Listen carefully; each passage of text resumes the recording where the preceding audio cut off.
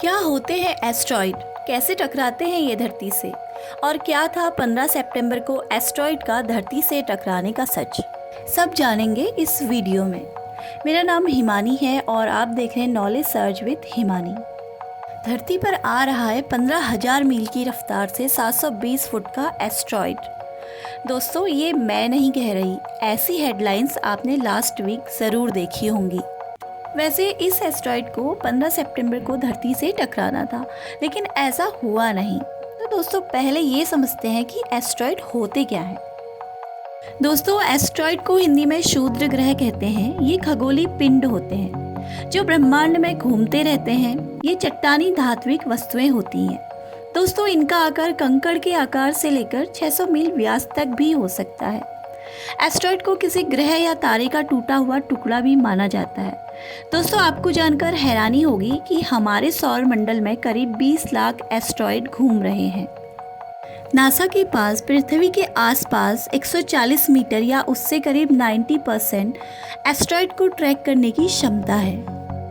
Asteroid space scientist के लिए ज़रूरी होते हैं क्योंकि इन पर रिसर्च और स्टडी करके वैज्ञानिकों को सोलर सिस्टम के फॉर्मेशन एंड रेवोल्यूशन के बारे में पता चलता है। तो दोस्तों, अब समझते हैं कि कौन सा पर्टिकुलर एस्ट्रॉइड था जो धरती से टकराने वाला था। अमेरिका की स्पेस एजेंसी नासा ने एक अलर्ट जारी किया था कि 15 सितंबर 2024 की रात को धरती से ON-2024 नाम का एस्ट्रॉइड टकरा सकता है, जिसकी स्पीड लगभग 25,000 माइल्स पर आवर्स होगी, यानी लगभग 40,000 किलोमीटर प्रति घंटे की रफ्तार।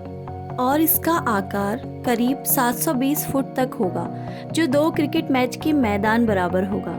और ये हमारी पृथ्वी से 6,20,000 माइल्स यानी 99 लाख किलोमीटर से भी ज़्यादा की दूरी से गुजरेगा। हालांकि नासा ने ये क्लियर किया था कि अंतरिक्ष की दुनिया में ये दूरी बहुत ज़्यादा है, इसीलिए पृथ्वी से टकराने की पॉसिबिलिटी बहुत कम है। लेकिन डर बस इस बात का था कि अगर किसी वजह से इसकी डायरेक्शन बदल गई तो धरती से टकरा भी सकता था। लेकिन नासा के वैज्ञानिक बारीकी से इस एस्ट्रॉइड पर नज़र रखे हुए थे। दोस्तों, 1994 में एक ऐसी ही घटना घटी थी। पृथ्वी के साइज के बराबर 10 से 12 उल्कापिंड बृहस्पति ग्रह से टकरा गए थे, जहां का नज़ारा महाप्रलय से कम नहीं था और आज तक उस ग्रह पर आग और तबाही शांत नहीं हुई है। दोस्तों, हमारी पृथ्वी को अतीत में कई बार इस तरह के उल्कापिंडों के साथ टक्कर झेलनी पड़ी है। दोस्तों, 6.5 करोड़ साल पहले एक ऐसा ही उल्कापिंड हमारी पृथ्वी से टकराया था। उसने ना जाने कितने जीव जंतुओं की प्रजातियों का पृथ्वी पर से अंत कर दिया था। डायनासोर इस टक्कर में लुप्त होने वाली सबसे प्रसिद्ध प्रजाति हैं और उस समय पृथ्वी पर वर्षों तक अंधेरा छाया रहा। एस्ट्रॉइड को पहली बार गैलीलियो अंतरिक्ष यान से देखा गया था। इसके बाद नासा द्वारा क्षुद्र ग्रहों के लिए कई मिशन शुरू किए गए। साल 1993 में जब नासा का गैलीलियो स्पेसक्राफ्ट एस्ट्रॉइड बेल्ट को स्टडी करने के लिए गया था, तो उसने 243 ईडा को खोजा था, जो फर्स्ट अननोन बाइनरी एस्ट्रॉइड था। इसके बाद से तो हम बहुत सारे बाइनरी एस्ट्रॉइड की खोज कर चुके हैं। दोस्तों, आपको जानकर हैरानी होगी कि कुछ एस्ट्रॉइड के पास तो 2-2 मून भी हैं। जी हाँ, 2-2 मून। और ये एक टाइनरी एस्ट्रॉइड सिस्टम का फॉर्मेशन भी करते हैं। कामिला, यूजेनिया, स्लाविया इस प्रॉपर्टी को शो करने वाले कुछ फेमस एस्ट्रॉइड्स हैं। दोस्तों, एस्ट्रॉइड RN-16 उस अपोलो एस्ट्रॉइड समूह का हिस्सा है जिसे धरती के लिए खतरा माना जाता है। 110 फीट का यह ग्रह अगर हमारी पृथ्वी से टकराता तो धरती की सतह से 29 किलोमीटर ऊपर ही फट जाता, जिसके परिणाम स्वरूप विशाल मात्रा में एनर्जी रिलीज होती।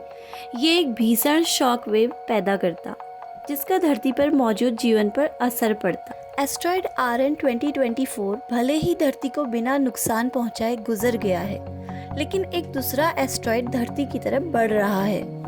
एस्ट्रॉइड एपोफेस, इसको तबाही का देवता भी कहा जाता है। इस विशाल एस्ट्रॉइड के क्रिकेट स्टेडियम से भी बड़ा होने का अनुमान लगाया गया है। वैज्ञानिकों के अनुसार इस एस्टेरॉयड के 13 अप्रैल 2029 को पृथ्वी के करीब आने की संभावना है। नासा के साथ ही भारतीय अंतरिक्ष अनुसंधान यानी कि इसरो भी एस्टेरॉयड एपोफिस पर बारीकी से नज़र बनाए रखा है। दोस्तों, अगर इनके आकार की बात की जाए तो इनका आकार प्लैनेट्स की तरह गोल नहीं होता है, बल्कि इनरेगुलर होता है, यानी कि किसी भी साइज के टेढ़े मेढ़े। और दोस्तों, अब आप ये सोच रहे होंगे कि क्या एस्टेरॉयड रॉक से बनते हैं? तो इसका जवाब है कि ज़्यादातर एस्टेरॉयड तो अलग अलग तरह के रॉक के बने होते हैं, जबकि कुछ एस्टेरॉयड पर क्ले, निकल या आयरन जैसे मेटल भी होते हैं। तो इतना कुछ जानने के बाद अब सवाल ये है कि क्या एस्टेरॉयड की स्टडी से वैज्ञानिकों को कोई स्पेशल इंफॉर्मेशन मिलती है या कुछ ऐसी बात पता चलती है जो काम की हो? तो एस्टेरॉयड से वैज्ञानिकों को सूरज और ग्रहों की हिस्ट्री के बारे में काफ़ी कुछ पता चलता है, क्योंकि एस्टेरॉयड की फॉर्मेशन भी उसी टाइम हुई है जब सोलर सिस्टम के बाकी ऑब्जेक्ट्स की फॉर्मेशन हुई है। इसीलिए काफ़ी सारी जानकारी मिलती है। दोस्तों, आई होप एस्टेरॉयड से जुड़ी ये जानकारी आपको इंटरेस्टिंग लगी होगी। ऐसी ही नॉलेजेबल और इंटरेस्टिंग जानकारी के लिए चैनल को सब्सक्राइब करना ना भूलें। धन्यवाद।